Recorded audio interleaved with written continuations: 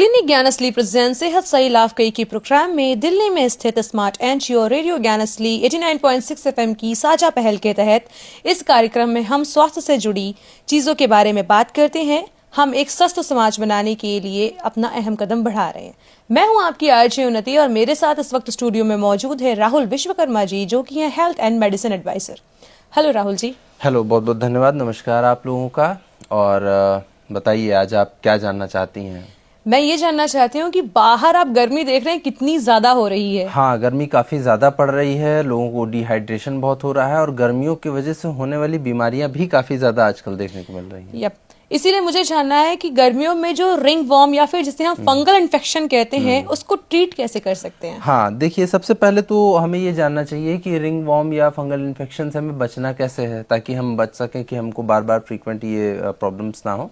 तो इसको बचाव करने के लिए आपको इसका ध्यान रखना है कि आपको साफ़ सुथरा रहना है, स्किन पे अच्छे से नहाते वक्त अच्छे से कोई ऐसा सोप वगैरह अप्लाई करना है जिसकी वजह से आपके बॉडी पे जो बैक्टीरिया, वायरस या फंगस है ये ग्रोथ कम हो सके। इसके अलावा जो आपको बेसिक चीज़ों का ध्यान रखना होता है कि अगर आपको बार बार रिपीट कर रहा है ऐसा इन्फेक्शन जो फंगल है या रिंग वॉर्म है, टैप वॉर्म है, किसी भी तरह का, तो कुछ ऐसे ही ऑइंटमेंट्स और क्रीम्स मार्केट में अवेलेबल हैं। जैसे बेटनोवेट की पूरी रेंज अवेलेबल है, बेटनोवेट सी, एम और तरह तरह की आती हैं। इसके अलावा कुछ जो कैंडिड है, कैंडिड बी करके जो क्रीम्स आती हैं, जनरल एंटी फंगल्स यूज़ कर सकते हैं। अगर आप फंगल इन्फेक्शन या फिर रिंग वॉर्म आपको लंबे समय से है, बार बार होता है सेम जगह पे, तो कुछ ओरल एंटी फंगल्स होते हैं जो कि फ्लूकोनाजोल या इट्राकोनाजोल, इनको आप यूज़ कर सकते हैं। फ्लूकोनाजोल यूजुअली वीकली ट्वाइस या थ्राइस देनी होती है। इट्राकोनाजोल 100 या 200 mg depend upon the condition, ये आपको डेली लेनी होती है। इसके कोर्सेज अलग अलग तरह के इन्फेक्शंस में अलग अलग ड्यूरेशन के होते हैं। वैसे अगर ऐसे जनरल कंडीशन में आप ले रहे हैं तो 14 डेज इनफ होते हैं, 14 दिन का आपको ये लेना चाहिए।